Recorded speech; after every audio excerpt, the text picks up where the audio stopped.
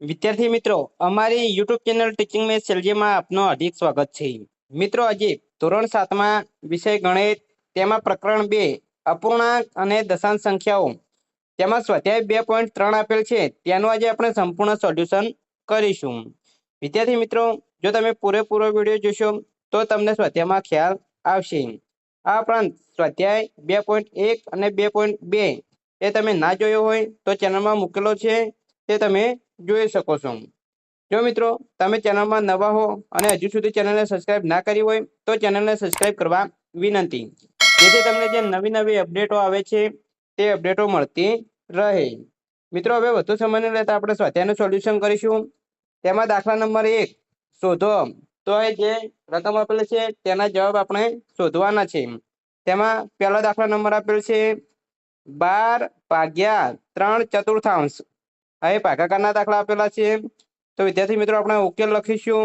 તો અહીં 12/3/4। અહીં જે ભાગાકાર આપેલો છે તેને આપણે ગુણાકારમાં રૂપાંતર કરીશું। વિદ્યાર્થી મિત્રો, તમારે ખાસ યાદ રાખવાનું રહેશે, જ્યારે ભાગાકારનું ગુણાકારમાં રૂપાંતર કરીએ ત્યારે જે આ બાજુ જે સંખ્યા છે તે અંશ અને છેદ બદલાઈ જશે, એટલે કે એનો વ્યસ્ત લેવાનો રહેશે। જો આપણે વ્યસ્ત લઈશું તો 3/4 જે છે એની જગ્યાએ 4/3 થશે, એટલે કે 4 જે છેદમાં છે તે અંશમાં જશે અને જે અંશમાં 3 છે તે છેદમાં આવશે। હવે અંશનો અંશમાં ગુણાકાર કરીશું। એની પહેલા આપણે 12 છે, 12ના અવયવ પાડીશું। 4 × 3, 4 તારી 12 × 4। અહીં છેદમાં 3 આપેલા છે તો 3 3 ઉડી જશે, તો 4 × 4/1, તો ચોગું ચોગું 16 જવાબ આવશે। આ જ રીતે વિદ્યાર્થી મિત્રો, એક્ઝામ્પલ 2 જેની રકમ આપેલી છે 14/5/6, તો એ ભાગાકારનું સૌપ્રથમ આપણે ગુણાકારમાં રૂપાંતર કરીશું। અહીં જે આ સંખ્યા છે તે વ્યસ્ત લઈશું, એટલે કે 6 જે છેદમાં છે તે અંશમાં આવશે અને 5 અંશમાં છે તે છેદમાં જશે। અંશનો અંશમાં ગુણાકાર, એટલે કે 14 × 6/5, 14 × 84, 84/5। વિદ્યાર્થી મિત્રો, આ અશુદ્ધ અપૂર્ણાંક છે, તેને આપણે મિશ્ર સંખ્યામાં રૂપાંતર કરીશું। મિશ્ર સંખ્યામાં રૂપાંતર કરીશું તો 84/5 એટલે 16 ભાગ ચાલશે અને 4 શેષ વધશે, તો 16.455। આ રીતે આપણે મિશ્ર સંખ્યામાં લખીશું। તેવી જ રીતે અહીં એક્ઝામ્પલ 3 આપેલ છે 8/7/3। અહીં 8/7/3 અહીં આપણે ગુણાકારમાં રૂપાંતર કરીશું, તો અહીં 7/3 નો વ્યસ્ત થશે 3/7। અંશનો અંશમાં ગુણાકાર 8 × 3/7, 8 તારી 24, 24/7। 24 ને 7 વડે ભાગીશું તો 3.3 જવાબ આવશે। વિદ્યાર્થી મિત્રો, આ રીતે દાખલા નંબર 1માં 6 એક્ઝામ્પલ પૂછાયા છે, એમાં આપણે 3 ની ગણતરી કરી છે। અહીં 3 આપેલા છે, તે તમે જોઈ અને લખી શકો છો, અથવા તો તમે જાતે પણ પ્રેક્ટિસ કરી શકો છો, કે તમને ખ્યાલ હવે આવી જ ગયો છે। અહીં ચોથા નંબરનો એક્ઝામ્પલ આપેલો છે વિદ્યાર્થી મિત્રો, 5મા નંબરનો એક્ઝામ્પલ આપેલો છે અને 6થા નંબરનો, તેની ગણતરી પણ અહીં કરેલી છે અને જવાબ પણ અહીં આવેલો છે। વિદ્યાર્થી મિત્રો, આ રીતે અહીં દાખલા નંબર 1 પૂરો થાય છે। જો મિત્રો તમે ચેનલમાં નવા હો અને હજુ સુધી ચેનલને સબસ્ક્રાઇબ ના કરી હોય તો ચેનલને સબસ્ક્રાઇબ કરવા વિનંતી, જેથી તમને જે નવી નવી અપડેટ આવે છે તે અપડેટ મળતી રહે। હવે દાખલા નંબર 2 જોઈશું। નીચે આપેલ દરેક પૂર્ણાંકોનો વ્યસ્ત શોધો। મેળવેલ વ્યસ્ત સંખ્યાઓનું શુદ્ધ અપૂર્ણાંક, અશુદ્ધ અપૂર્ણાંક અને પૂર્ણ સંખ્યાઓમાં વર્ગીકરણ કરો। તો વિદ્યાર્થી મિત્રો, અહીં જે રકમ આપેલી છે તેનો આપણે વ્યસ્ત શોધવાનો છે, અને તે શુદ્ધ અપૂર્ણાંક છે, અશુદ્ધ અપૂર્ણાંક છે કે પૂર્ણ પૂર્ણાંક છે, તે આપણે એનું વર્ગીકરણ કરવાનું છે। સૌપ્રથમ આપણે દાખલા નંબર 1 ની રકમ જોઈશું, તો 3/7। તો 3/7 નો વ્યસ્ત એટલે કે જે અંશમાં હોય છેદમાં જશે અને છેદમાં હોય અંશમાં જશે, તો અહીં 3 અંશમાં છે એટલે તે છેદમાં જશે અને 7 છેદમાં છે તે અંશમાં આવશે, તો 3/7 નો વ્યસ્ત થશે 7/3, અને 7/3 એ અશુદ્ધ અપૂર્ણાંક છે। તો વિદ્યાર્થી મિત્રો, તમને અશુદ્ધ અપૂર્ણાંક અને શુદ્ધ અપૂર્ણાંક એની વ્યાખ્યા ખ્યાલ હોવી જોઈએ। અશુદ્ધ અપૂર્ણાંક એમાં અંશની સંખ્યા મોટી હોય છે અને છેદની સંખ્યા નાની હોય છે, એ અશુદ્ધ અપૂર્ણાંક કહેવાય। શુદ્ધ અપૂર્ણાંક એટલે કે અંશમાં સંખ્યા નાની હોય છે અને છેદમાં સંખ્યા મોટી હોય છે, એ શુદ્ધ અપૂર્ણાંક કહેવાય। આ તમને ખ્યાલ હશે તો તમને અશુદ્ધ અને શુદ્ધ અપૂર્ણાંક ખ્યાલ આવી જશે। હવે બીજા નંબરમાં જોઈશું તો 5/8। 5/8 નો વ્યસ્ત થશે 8/5, અને 8 અંશની સંખ્યા છેદ કરતા મોટી છે, માટે એ અશુદ્ધ અપૂર્ણાંક છે. આગળ આપણે ત્રીજા નંબરમાં જોઈશું તો 9/7.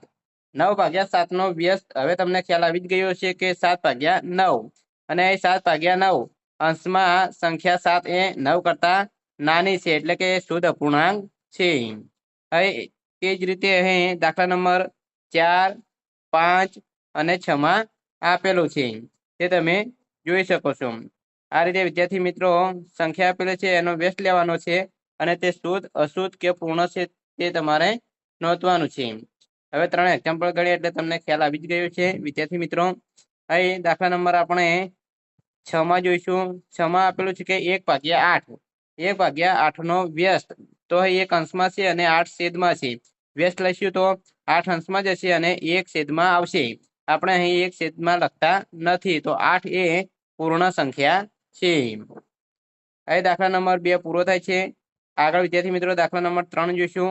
તેમાં અહીં જવાબ શોધવાના છે આપણે અને અહીં ભાગાકાર આપેલા છે. પહેલામાં આપેલું છે 7/3/2. તો વિદ્યાર્થી મિત્રો જ્યારે પણ આપણે ભાગાકારનો ગુણાકારમાં રૂપાંતર કરીએ તો આ બાજુ જે સંખ્યા છે તેનો જ વ્યસ્ત લેવામાં આવે છે. પહેલા નંબર જે સંખ્યા છે તેનો વ્યસ્ત લેવામાં આવતો નથી, એ ખાસ ધ્યાન રાખવું પડશે. કેટલાક વિદ્યાર્થી મિત્રો હોય છે જે 2 એમને એમ રાખે છે અને 7/3 નો વ્યસ્ત લઈ રહે છે, એટલે જવાબ ખોટો આવે છે. તો આ રીતે વિદ્યાર્થી મિત્રો તમારે દાખલો ગણતરી કરવાની નથી કે પહેલી સંખ્યાનો આપણે વ્યસ્ત લઈએ અને બીજી સંખ્યા એમના એમ રાખીએ. તો આ એક્ઝામ્પલ ગણીશું તો 7/3 એ સંખ્યા એમને એમ રાખીશું, ભાગાકારની જગ્યાએ ગુણાકાર થશે અને 2 નો વ્યસ્ત થશે 1/2. હવે અંશનો અંશમાં ગુણાકાર 7 × 1 તો 7 થશે અને 3 × 2 એટલે 3 દુ 6 થશે. હવે જો આ અશુદ્ધ અપૂર્ણાંક છે એટલે કે 7 સંખ્યા 6 કરતા મોટી છે. અશુદ્ધ અપૂર્ણાંક હોય તો મિશ્ર સંખ્યામાં રૂપાંતર થાય. તો મિશ્ર સંખ્યામાં રૂપાંતર કરવા માટે 7 ને આપણે 6 વડે ભાગીશું. 7 ને 6 વડે ભાગીશું તો 1.61 જવાબ આવશે. એવી જ રીતે અહીં બીજા નંબરમાં એક્ઝામ્પલ આપેલું છે 4/9/5. અહીં ભાગાકારની જગ્યાએ ગુણાકાર થશે તો 5 જે અંશમાં છે તો છેદમાં જશે, એટલે કે 1/5 થશે. અંશનો અંશમાં ગુણાકાર 4 × 1, છેદનો છેદમાં ગુણાકાર 9 × 5 તો 4/45 જવાબ આવશે. એવી જ રીતે અહીં એક્ઝામ્પલ નંબર 3 આપેલો છે, તે તમે જાતે ગણતરી કરી શકો છો. આ જ પ્રમાણે વિદ્યાર્થી મિત્રો આગળ આપણે ચોથા નંબરનો એક્ઝામ્પલ ગણીશું. તેમાં અહીં મિશ્ર સંખ્યા આપેલી છે. તો જો વિદ્યાર્થી મિત્રો મિશ્ર સંખ્યા આપેલી હોય તો તેને સૌપ્રથમ પૂર્ણાંક સંખ્યામાં ફેરવવામાં આવે છે. એટલે કે પૂર્ણાંક સંખ્યામાં ફેરવવા માટે 3 અને 4 નો ગુણાકાર કરવામાં આવે છે, એટલે કે 3 ચોક 12 અને જે એક આજ છે ઉપર જે અંશમાં સંખ્યા છે તે ઉમેરવામાં આવે છે, એટલે કે 12 અને 1 13 થશે. 13/3 આ પૂર્ણાંક સંખ્યા થશે. અહીં ભાગાકારમાં આપેલા છે 3, અહીં /3 તો એને ગુણાકારમાં રૂપાંતર કરીશું તો એનો વ્યસ્ત થશે 1/3. હવે અંશનો અંશમાં ગુણાકાર 13 × 1/3 × 3 તો 13/9.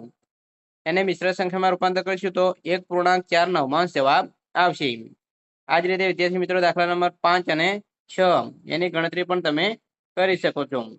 વિદ્યાર્થી મિત્રો દાખલા નંબર 3 અહીં પૂરો થાય છે. તમે એક પણ દાખલામાં તમને જો ખ્યાલ આવી જાય તો બાકીના પણ તમે જાતે જ ગણતરી કરી શકો છો. આગળ વિદ્યાર્થી મિત્રો ચોથા નંબરનો એક્ઝામ્પલ જોઈશું. તો ચોથા નંબરના એક્ઝામ્પલમાં પણ અહીં દાખલાની ગણતરી કરવાની છે, જવાબ શોધવાના છે. તેમાં અહીં બંને બાજુ અપૂર્ણાંક સંખ્યા છે. દાખલા નંબર 1 2/1/1/2.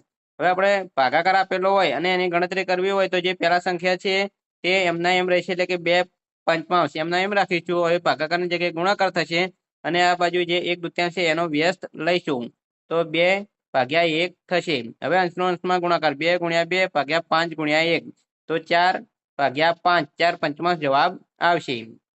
તેવી જ રીતે બીજા નંબરમાં 4/9/2/3 તો 4/9 ભાગાકારની જગ્યાએ થશે ગુણાકાર અને અહીં અંશ અને છેદ બદલાઈ જશે, એટલે કે 3/2 થશે. 4 ના અવયવ પડશું 2 × 2, 9 ના અવયવ પડશું 3 × 3. અહીં 2 અને 2 ઉડી જશે, 3 અને 3 ઉડી જશે, તો જવાબ આવશે 2/3. એવી જ રીતે વિદ્યાર્થી મિત્રો હવે ત્રીજા નંબરનો એક્ઝામ્પલ આપેલો છે. આ જ રીતે વિદ્યાર્થી મિત્રો હવે તમને ખ્યાલ આવી જ ગયો છે કે ગણતરી કઈ રીતે કરવાની છે. ચોથા નંબરનું એક્ઝામ્પલ જોઈશું તો અહીં મિશ્ર સંખ્યા આપેલી છે 2.1 ભાગ્યા 3 પંચમાંશ.